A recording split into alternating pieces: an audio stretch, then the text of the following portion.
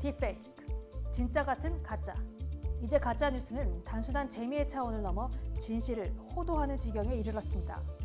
과거 조악한 합성 차원이었던 가짜들은 미디어 환경의 급속한 변화로 악의적이고 교묘한 편집을 통해 진짜보다 더 진짜 같은 가짜로 거듭나고 있는데요.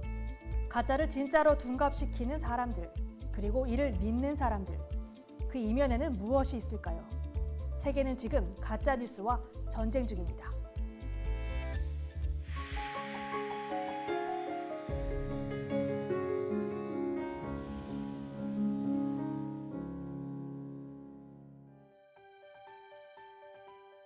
안녕하세요. 열린민주주의교실의 문은영입니다.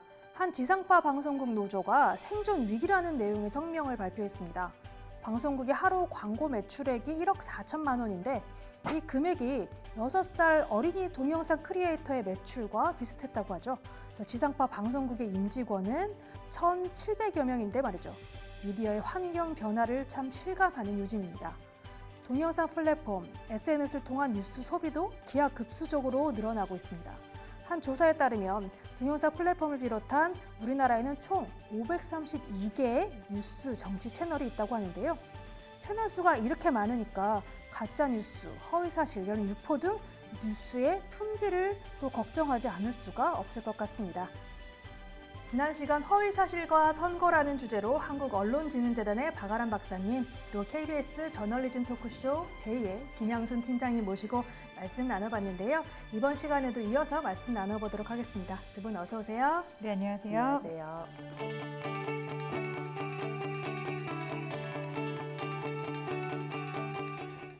미국 대선 얘기를 다시 한번 시작해 보지 않을 수 없을 것 같아요. 지난 2016년 미국 대선에서 페이스북에 가장 많이 공유됐던 기사가 교황이 도널드 트럼프 지지를 선언했다라는 이 가짜 뉴스였는데, 비록 가짜 뉴스라고 판명되긴 했지만 그 당시 좀 이렇게 미디어 입장에서는 좀 수동적인 미디어 입장을 받아들이게만 했던 유권자, 이용자, 시청자들이 거기서 더 나가서 뉴스를 공유하고 댓글을 달고 소비하는 능동적인 이용자로 변했다는 점이 참 큰 특징으로 꼽힐 만하다고 할 수 있을 것 같습니다.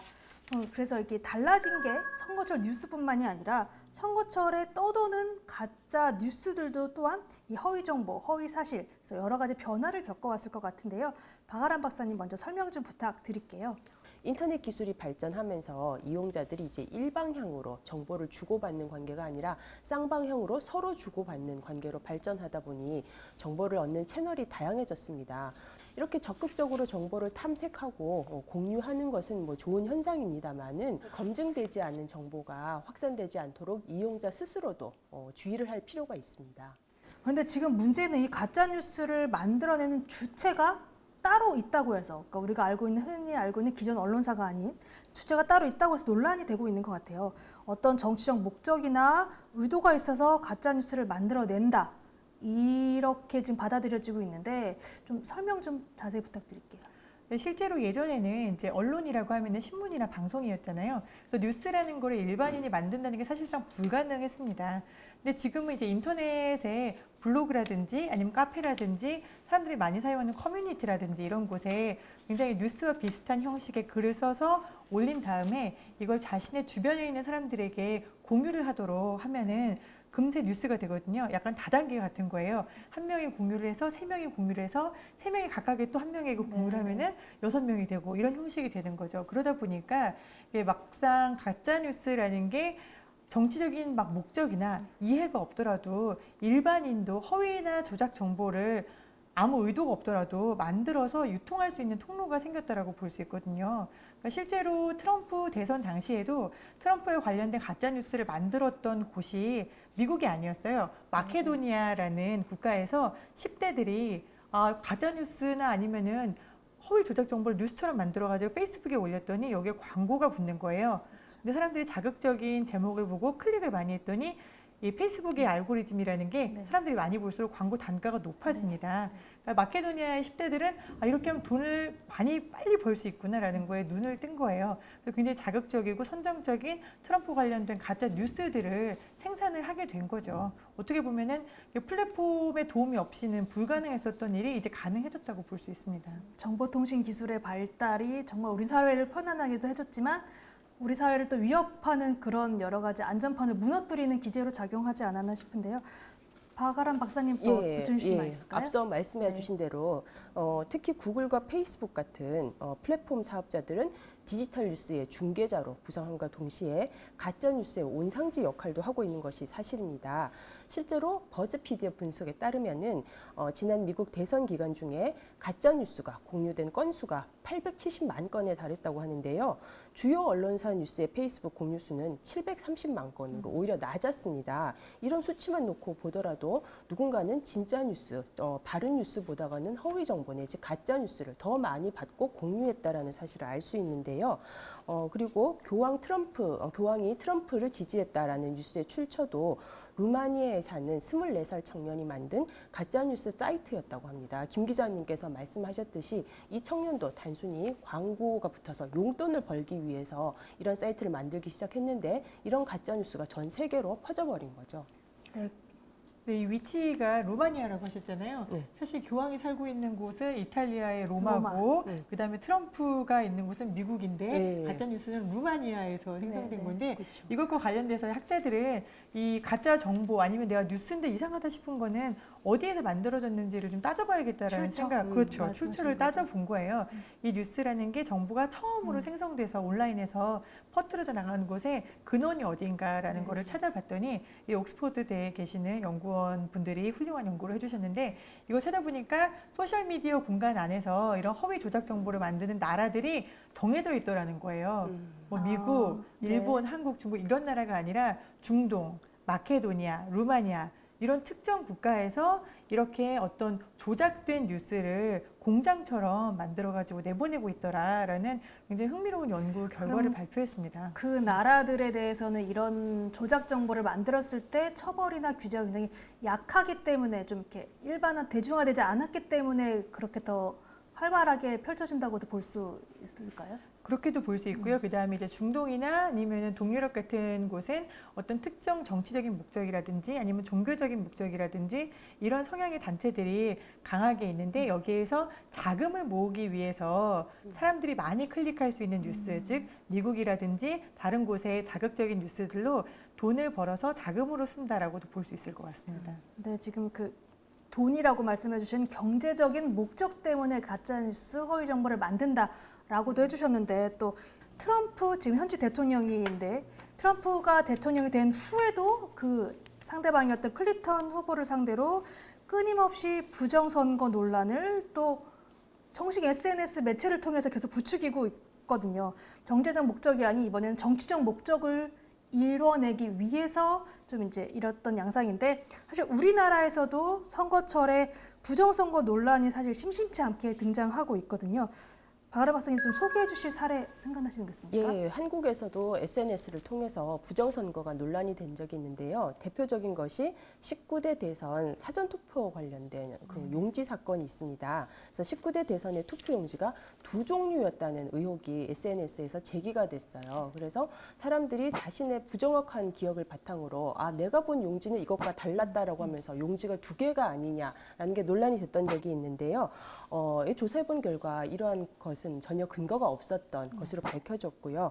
선거관리위원회에서도 그런 입장을 내놓았습니다. 그래서 이런 것만 보더라도 부정확한 허위 정보가 얼마나 사람들을 쉽게 선동할 수 있는지 그리고 사람의 기억력이라는 게 얼마나 사실은 믿지 못하는 것인가라는 것도 보여준다고 할 수 있을 것 같습니다. 네, 한 사람이 의문을 제기하기 시작하니까 서로 너도 나도 나도 그런 것 같은데 그러면서 이렇게 순식간에 퍼져나가는 게 그 선거 당일 우리나라 또 딱 하루에 이루어지는 그 날 속에서 선관위가 갑자기 되게 당황했었던 기억이 저도 지난 기억이 나긴 하는데요. 참고로 그때 그 사전투표 용지 논란은 이제 기존 투표 용지가 후보자 이름이랑 기호가 이렇게 다닥다닥 붙어 있다 보니까 후보자는 많아지고 투표 용지는 길어지고 그래서 기표란이 자꾸 작아지면서 그 사이에 걸쳐 찍는 그 도장 투표가 많아서 무효표가 너무 많이 발생을 해서 그것을 좀 개선해 보기 위해서 이제 간격을 두기 시작한 첫 번째 투표용지가 새로 도입된 시기였는데 좀 그런 해프닝까지 SNS 일어나는 바람에 좀 굉장히 뭐 서로 되게 어이가 없고 이거를 갑자기 어떻게 그 선거일에 투표는 이루어지고 있는데 갑자기 부정 논란이 나오니까 그래서 당황했던 그런 기억이 있긴 합니다. 이 선거를 음모론으로 보기 시작하면은 한도 끝도 없는 것 같아요. 그럼요. 근데 우리나라가 또 그런 역사를 가지고 있다 보니까. 네. 근데 재외국민 투표라든가 이제 군대에서 투표를 한다거나 이런 것들은 우리가 막상 투표를 하러 나가는 당일과는 또 약간의 시차가 있기 예, 때문에 훨씬 좀 이전에 실시되죠. 진짜 음모라는 게 정말 근데 무시할 수 없게 이렇게 퍼져나가기 시작하면 사람들을 현혹시키는 가짜 뉴스라고 말하는 허위 정보, 허위 조작 사실이 굉장히 지금 또 계속되고 있는 것 같습니다. 그래서 다시 사례 얘기를 조금 더 해보자면 트럼프, 오바마, 마크 저커버그 공통점이 있습니다. 바로 가짜 동영상으로 곤욕을 치른 유명한 인사라는 점인데요. 이 유명인을 겨냥한 가짜 동영상 그리고 선거철 가짜 뉴스를 시작했던 내용들이 이제는 그 특정 시기나 특정 건수에 대해서만 하는 게 아니라 불특정 다수를 향해 무차별적으로 공격을 하고 있다. 이런 사례들이 나오기 시작했습니다. 그래서 세계가 가짜 뉴스와의 전면전을 벌이고 있다라고 표현이 되는데요. 최근 이런 가짜 뉴스들 때문에 해외에서는 실제로 큰 인명 피해가 났다고 들었어요. 어떤 사례들이 있었죠? 예, 사람들을 공포에 빠뜨린 가짜 뉴스가 있었습니다. 황열병 백신이 위험하다는 가짜 뉴스가 확산되기도 했는데요. 이런 뉴스 때문에 많은 사람들이 백신 접종을 거부하는 사태가 벌어지기도 했습니다. 잘못된 정보의 확산으로 반백신 운동이 지난 수년간 확산되어 온 결과 말레이시아에서는 5년간 홍역 환자 수가 1,000%가량 증가한 것으로 알려졌는데요. 이처럼 가짜 뉴스 내지 허위 정보는 우리 삶에 점점 더 큰 영향력을 끼치면서 공포로 다가오고 있습니다. 특히 해외에서는 이렇다더라라는 그런 부분들은 우리 일반 시민들이 검증을 하거나 뭐 확인을 하기가 좀 쉽지 않은 정보들이에요. 그러다 보니까 해외 사례로 이제 조작 정보를 만드는 게 굉장히 많아요. 작년에 우리나라 같은 경우에는 제주도에 난민들이 신청을 많이 했었잖아요. 네. 근데 이분들 관련해서 이런 가짜 정보가 떠돌았어요. 뭐냐면은 스웨덴에 이제 스웨덴 북유럽이 굉장히 잘 사는 국가잖아요. 근데 여기에 이제 이슬람 교도들이 난민으로 많이 들어왔다. 그래서 스웨덴은 잘 사는 국가니까 난민들을 많이 받아들였는데 이 난민들이 이슬람 율법에 따라서 굉장히 많은 부인들을 거느려도 되고 여성들을 함부로 해도 된다라는 인식 때문에 성폭력 범죄가 많이 일어나서 난민들이 많이 거주하는 지역을 아예 스웨덴 정부가 폐쇄해버렸다라는 그런 가짜 정보를 가지고 그렇기 때문에 우리도 제주도에서 난민을 받으면 안 된다라는 이런 포스터 같은 것들을 길거리에서 막 나눠주시더라고요. 아, 참 우리 일상생활에 정말 깊숙이 파고드는 사례가 아닌가 싶습니다. 네, 말씀해주신 대로 그렇게 금방 빠르게 뉴스가 퍼져나가게 된 이유는 트위터, 페이스북, 인스타그램 이런 SNS가 친숙한 소통 도구로 자리 잡게 된 것 같고요. 또 하나는 상대적으로 나이가 있으신 연령층에서도 이 SNS 이용 인구가 급격하게 빠르게 증가하고 있다. 이런 면 때문에 그런 것 같은데요. 이 SNS를 통해 보도 형식의 가짜뉴스 함정에 참 일반인들이 손쉽게 함정에 빠질 수밖에 없는 그런 일들이 벌어지고 있는데요. 어떻게 생각하세요, 박아람 박사님? 앞서 여러 번 말씀드렸듯이 가짜 뉴스라는 게 이제 좁게 봤을 때는 허위임을 알면서 의도적으로 뉴스 포맷으로 뉴스 형식으로 만든 정보가 가짜 뉴스인데요. 이렇게 믿고 싶지 않은 정보는 언론에서 나오더라도 저건 가짜 뉴스야라고 딱 이렇게 차단을 스스로, 하고 거부를 네. 하는 걸 많이 봤는데요. 자기가 믿고 싶지 않은 것을 가짜 뉴스라고 그냥 치부해 버리기보다는 한 번 더 생각해보고 다른 사람의 의견이나 나와 다른 정보도 한번 검색해보는 자세를 가지는 게 중요할 것 같습니다. 예, 말씀하신 대로 참 안타까운 게 때론 어떻게 보면 거짓인 줄을 알면서도 믿는 경우들이 굉장히 많아졌어요. 그래서 보는 것을 믿는 것인지 믿는 것을 보는 것인지 유현수 팀장님 그럼 그 이유를 어떻게 좀 봐야 될까요? 일단 두 가지로 볼 수 있을 것 같아요. 특히 SNS로 해서 메신저 같은 유포되는 허위 조작 정보가 제일 가짜뉴스 유형 1위다라고 일반인이 생각하는 걸로 나왔는데요. 첫 번째는 이게 심리적인 기저입니다. 심리적으로 말씀하신 대로 확증 편향이라고 우리가 전문 용어로 얘기를 하죠. 내가 보고 싶은 것만 보고 듣고 싶은 것만 듣고 믿고 싶은 것만 믿는 거예요. 그러니까 내가 정말 확신하는 것만 증거라고 생각을 하고 나머지는 이건 가짜야 라고 버리다 보니까 그 편향성이 점점 더 커지게 되는 그런 문제가 있는 거고요. 두 번째는 이게 SNS나 단톡방이 결국에는 내가 닮고 싶은 사람 아니면 내가 친하고 싶은 사람, 내가 따르고 싶은 사람을 팔로우를 하게 되어 있어요. 그러면 이 사람들이 나에게 보여주는 뉴스라든가 정보는 이 사람이 나에게 보여주는 시각을 내가 따라야겠구나라는 심리적인 안정감 아니면은 동경 이런 거를 줘요. 그러다 보니까 어떤 의식적인 비판이라든지 우리가 생각하는 이걸 증거 능력이 있는지를 검증하는 것 없이 더 따르게 된다라고 볼 수 있고요. 그러니까 메신저나 SNS를 통해서 보여지는 것들은 결국 사람들이 현 시점에서 많이 보고 있는 거를 띄워주는 거거든요. 우리가 포털 사이트에서 이제 실시간 검색어라는 걸 보는데 이 실시간 검색어는 사람들이 그동안 많이 검색했었던 결과를 보여주는 게 아니에요. 지금 이 시점에서 갑자기 많은 사람들이 검색하고 있는 걸 보여주고 있는 거거든요. 그런 면에서 충분히 그 실시간 검색어를 어떻게 보면 만들어낼 수 있다고 그렇죠. 표현하시는 네. 거죠. 예. 제가 평소에 이제 김양순이라는 제 이름을 주변 사람들이 매일매일 지속적으로 10번씩 쳐봐요. 그러면은 이거는 실시간 검색어로 올라가지 않습니다. 근데 제가 제 주변에 제 친구들한테 자 지금 오후 3시에 김양순이라는 단어를 내가 아는 사람, 제가 패친이 한 1000명 정도 되는데 모두 함께 올려주세요 해서 그분들이 김양순 하면 올려요. 그럼 제 이름에 대한 검색 빈도가 처음에는 1이었잖아요. 근데 갑자기 1000이 되는 거예요. 그럼 비율이 갑자기 올라가기 때문에 실시간 검색어가 올라가고 상단에 노출이 되게 됩니다. 근데 참 쉬워요. 그렇게 굉장히 쉬운 만드는 게 방법이죠. 특별한 기술이 맞습니다. 필요한 것도 아니고 누구나 할 수 있다는 면을 지금 계속 말씀해 주시고 있는 것 같아요. 근데 이렇게 기술적으로 허위 정보가 노출이 되게 만들기가 너무 쉬운 거예요. 의도를 갖고 있는 사람들은 이 정보가 노출이 돼야 돼라는 생각을 가지면은 그 의도성을 가지고 노출시킬 수 있고 상단에 노출이 되면 일반 시민들은 그 기저를 모르니까 이게 사람들이 많이 받고 또 신뢰할 수 있는 뉴스이기 때문에 포털에서 상단에 노출이 되나 보다. 그걸 보고 또 들어가게 되는 그렇죠. 그래서 제가 앞서 말씀드렸던 다단계의 현상이 일어나는 건데 다단계 하는 회사들은 자기를 다단계라고 절대 안 해요. 뭐라고 할까요? 네트워크 비즈니스라고 합니다. 바로 네트워크가 이 허위 조작 정보를 퍼뜨리는 어떤 유통의 양상이 되는 거죠.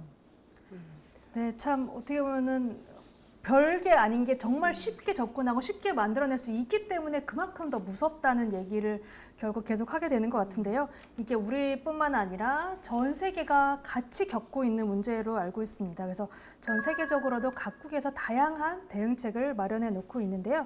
여러 사례 각국에서 마련하고 있는 움직임에 대해서 좀 소개 부탁드릴게요. 해외에서는 각종 법이라든지 어떤 규제 정책을 통해서 가짜 뉴스나 허위 정보에 대응하려는 노력을 많이 하고 있습니다. 그래서 특히 언론에 많이 소개됐던 게 독일의 네트워크 시행법이 있는데요. 우리나라에서는 가짜뉴스 방지법이라는 이름으로 많이 소개가 됐지만 사실은 엄밀히 보면 가짜뉴스에 초점을 맞췄다고는 할 수 없고요. 독일 형법상에 위법 행위들이 있습니다. 혐오 표현이라든지 아니면 선동이라든지 테러를 조장한다거나 이런 위법 행위를 담고 있는 게시물에 대해서 플랫폼 사업자에게 삭제나 차단할 의무를 부과하는 법입니다. 그래서 그 컨텐츠의 위법이 명백할 때는 24시간 이내에 삭제나 차단을 해야 되고요. 명백하지 않을 때는 신고받고 나서 일주일 내에 플랫폼 사업자가 삭제나 차단을 해야 되고 이를 제대로 행하지 않을 때는 최대 600억 원 정도의 벌금을 부과하는 그런 법안도 만들어서 지금 시행하고 있습니다. 그리고 네트워크 시행법의 또 하나의 특징은 플랫폼 사업자들에게 투명성 보고서를 6개월마다 한 번씩 제출하도록 하는 것입니다. 이 투명성 보고서는 사업자들이 위법한 컨텐츠라고 신고받은 것들이 어떤 것들이 있고 건수가 몇 개이고 내용은 어떠하고 그리고 그런 것들을 어떻게 처리했는지 그 절차를 투명하게 밝혀서 공개하라라고 하는 것인데요. 이런 보고서를 이미 구글이라든지 페이스북 등 해외 사업자들 한번 보고를 한 적이 있고요. 점차 온라인 환경을 개선하는 데 많은 도움이 되고 있다는 평을 받고 있습니다. 그리고 유럽연합 차원에서도 많은 노력을 하고 있는데 유럽연합에서는 학자와 언론인 등 전문가로 꾸려진 전문가 협의체를 만들고요. 이 전문가 협의체가 인터넷 사업자와 함께 온라인에서의 자율규제 기본 원칙을 마련하고 기본 원칙에 따른 행동 강령, 실천 강령도 만들도록 해서 자율적으로 규제하도록 돕고 있습니다. 그리고 싱가포르도 국내 언론에서 많이 소개가 됐는데요. 싱가포르가 가짜뉴스 방지법을 만들어서 시행하고 있다고 합니다. 그래서 페이스북이나 트위터에 올라온 게시물이 허위라고 판단되면 해당 게시물에 경고 문구를 붙이거나 그리고 그 내용이 악의적이거나 공익을 해친다고 판단되면은 플랫폼 기업에게 거액의 벌금을 부과할 수 있는 그런 법안을 만들었는데요. 그런데 이 법안은 표현의 자유를 너무 심각하게 위축시킬 수 있다라는 그런 비판도 사실 많이 제기되고 있는 상황입니다. 우리나라에서도 이제 가짜 뉴스, 허위 정보를 걸러내기 위한 감시 기관이 운영되고 있다고 들었어요.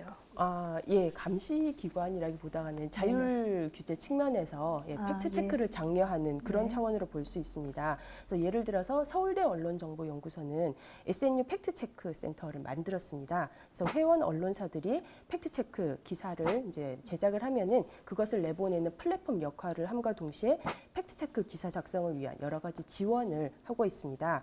그리고 정보통신정책연구원 키스디라고 하죠. 이 키스디에서도 학계와 언론계, 시민단체 전문가로 구성된 허위 조작 정보 전문가 회의라는 자문 기구를 결성해서 허위 정보 대응에 관한 효과적인 권고안이라든지 자율 규제안을 만들기 위해서 노력하고 있는 것으로 알고 있습니다. 네, 각 언론사에서도 팩트체크 팀들을 많이 만들어서 운영을 하고 있는데요. 2014년에 JTBC에서 제일 먼저 우리나라의 팩트체크라는 코너를 방송에서 소개를 했어요.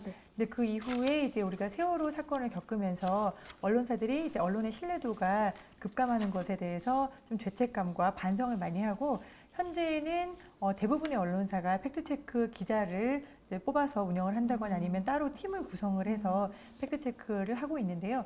아마 선거에 대해서는 팩트체크가 더 강화돼야 된다라는 점에 대해서는 기자들과 언론사들이 모두 동의를 하고 있어요. 그래서 SNU 팩트체크 소속, 저도 이제 제휴하고 있는 언론사 소속 기자인데 소속 기자들이 한 달에 한 번씩 간담회를 갖고 어떻게 하면 우리가 2020년 총선에서 머리를 좀 맞대고 같이 가짜 정보나 허위 조작 정보를 걸러낼 수 있을까라고 고민하고 있습니다.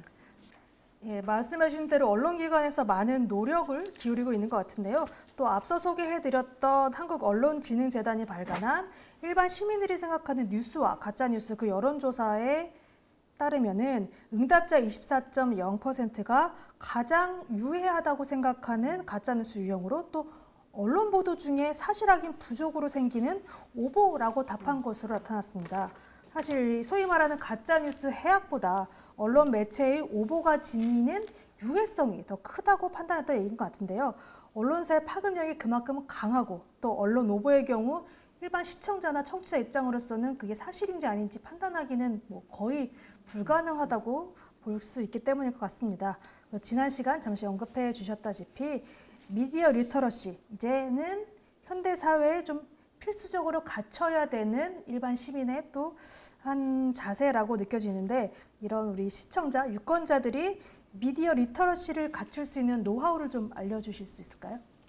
네, 사실 유권자들에게 선거 정보나 기사들을 다 검증하면서 봐라라는 거는 사실 저는 되게 온당치 않다고 생각해요. 무리한 요구죠. 네, 저희 언론사에 다니는 입장으로서 저희가 사실 좀 더 노력해야 되는 문제고 유통을 할 때도 정부에서 좀 더 노력해야 되는 문제라고 맞습니다. 생각하는데 그래도 제 리터러시 팁을 좀 제공을 드리자면은 이거는 이제 미국에서 많이 쓰이는 미국에서는 와우 검증법이라고 부르거든요. 근데 우리나라 말로 하면은 우와라든가 아니면은 요즘 애들 표현을 하면 헐 검증법 이렇게 설명할 수 있을 것 같아요. 뭐냐면은 내가 SNS나 아니면은 뭐 이제 단톡방에 아니면은 어떤 뉴스 형식으로 된 정보를 받았을 때 우와라든가 아니면 헐 진짜 이렇게 생각하는 정보들이 있거든요. 그러면 그런 정보들은 일단 바로 의심을 하세요.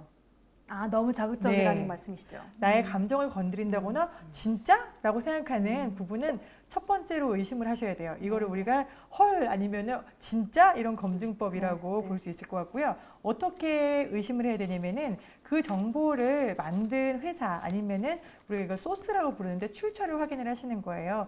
예컨대 어떤 굉장히 이상하고 자극적인 뉴스가 있는데 출처를 봤더니 무슨 제가 듣도 보도 못한 하늘의 날개 위에서라는 신문사라든가 뭐 이렇게 되어 있으면은 이거는 내가 보던 주류 언론 매체가 아닌데라는 생각이 드니까요. 굉장히 작게 막 구석에 숨겨놓지 그렇죠. 않았나요? 어디에서 네. 썼는지도 네. 모르고 그러면은 나의 의심이 좀 더 굳어질 수 있다라는 확신을 가지실 수 네. 있는 거고요. 세 번째는 기자 이름이 없다거나 아니면은 그 기사를 생산한 날짜가 명시되어 있지 않다면은 이거는 확실히 가짜가 맞네라고 단언을 하셔도 된다. 이렇게 세 가지 방법을 제가 팁으로 좀 알려드리고 싶어요. 네, 네. 좋은 방법일 것 같은데요. 바하람 박사님도 예. 있을까요? 정말 재밌는 허위 검증법 저도 배워갑니다. 네. 예, 그리고 의심스러운 정보를 뭐 카카오톡이라든지 기타 뭐 SNS 상에서 받게 되시면은 본인이 의심되시면은 이제 본인 순서에서 그냥 멈추시고 공유를 안 하는 것도 사실 굉장히 중요한데요. 네, 네. 의심스러운 걸 받고 이게 뭐 재밌다거나 뭐 이런 이유로 이거 너만 알고 있어 이러고 퍼뜨리게 되면은 사실 받은 사람은 너만 알고 있어 그리고 다른 사람에게 또 근데 퍼뜨리거든요. 그게 참기가 굉장히 힘들잖아요. 그렇죠. 재밌는 거는 있으면. 같이 네. 나누고 싶고 그런 네. 마음은 있지만 이게 정말 출처도 불명하고 믿기 어려운 것이면 본인 차원에서 그냥 멈추셔야 된다는 말씀을 드리고 싶고요. 네. 그리고 조금 더 덧붙여서 이제 그 허위 정보, 페이크 뉴스를 식별하기 위해서 포인터 연구소에서 그 제시한 10가지 방법이 있습니다. 그중에서 특히 이제 몇 가지만 말씀을 드리면은 웹사이트의 주소를 확인하라라는 것도 있어요. 김 기자님 말씀하셨듯이 정상적인 언론사 사이트가 아니라 뭐 가령 KBS.com 같으면은 KBS.com이 아닌 잘 보면은 사이트 주소가 뭐 KBS 기자.com이라든지 이런 식으로 변형된 사이트 주소를 사용하는 경우가 많고요. 그래서 그런 사이트가 정말 있는지 사이트 이름을 검색해 보실 필요도 있습니다. 그리고 언론사의 로고를 교묘하게 비틀어서 조작해서 쓰는 경우도 많기 때문에 그런 경우에는 이것은 허위 정보를 만들어내는 사이트구나 짐작하실 수 있을 거고요. 그리고 유독 그 허위 정보가 붙어 있는 뉴스에는 팝업 창이라든지 플래시 광고가 많이 붙어 있는 경우가 있는데요. 그럼 광고가 많이 붙어 있을 때는 한 번 더 의심해 보시는 것도 좋을 것 같고, 그리고 기존 뉴스 형식을 갖추고 있는지 기사 제목과 뭐 기자 이름이라든지 날짜라든지 본문 형식이 기사에 맞는지도 한번 조심해서 보실 필요가 있을 것 같습니다. 그리고 대부분의 언론사는 하단에 언론사 소개 소개 페이지가 있습니다. 그래서 이 언론사가 언제 만들어졌고 어떻게 하고 있다라는 걸 소개하고 있는데 허위 정보 사이트들은 그런 소개 관련 페이지가 없습니다. 그래서 소개가 있는지 의심스러우면 한 번 더 체크하시는 습관을 들이실 필요도 있고요. 그리고 어떤 정보를 받아들이셨을 때 이게 과연 맞는 걸까 의심이 되시면 꼭 구글이나 네이버나 이런 데서 다음이라든지 포털 사이트에서 한번 검색해 보실 필요도 있습니다. 그래서 그 주제로 관련 언론사 기사들이 뜬다면은 어느 정도 신뢰할 수 있을 것 같습니다만은 관련 기사가 없다면은 분명 어디선가 만들어진 루머나 정보일 수 있다라고 한번 또 의심해 보시는 것도 좋을 것 같습니다. 사실 너무 진실을 향한 그런 노력들이 선거 전에 잘 이루어져서 정말 다음 선거에는 공정한 선거, 올바른 선거, 정책을 뽑는 후보자나 그런 여러 가지 음모론에 휩싸이지 않는 그런 선거가 됐으면 하는 바람을 잠깐 붙여봅니다. 그럼 이렇게 두 번에 걸쳐서 허위 정보, 허위 사실, 가짜 뉴스에 대한 이야기 나눠봤는데요. 두 분 함께 하신 소감, 아니면 마지막으로 덧붙여 주신 말씀 있으면 부탁드릴게요. 허위 정보는 시민들의 판단력을 흐리게 하기 때문에 나아가서 민주주의의 위협이 될 수 있습니다. 그래서 의심스러운 정보는 한 번 더 의심하고 확인하는 자세를 갖추시라고 다시 한번 강조하고 싶고요. 다가오는 선거는 정말 올바른 정보를 바탕으로 해서 합리적인 판단 내리셔서 공정한 선거를 잘 치르고 더 성숙한 민주주의로 나가는 계기가 되길 바랍니다. 네, 좋은 말씀 감사합니다. 두 분 전문가분과 함께 허위 사실과 선거에 대해서 두 번에 걸쳐 나눠봤습니다. 여러 가지 우리가 잘 몰랐던, 어떻게 보면 그냥 안다고 생각했는데 제대로 알지 못했던 가짜 뉴스에 대한 여러 가지 사례, 정의, 의미, 양상, 그리고 어떻게 하면은 가짜 뉴스에 현혹되지 않는지, 기만당하지 않을 수 있는지 두 분 도움 말씀 감사합니다.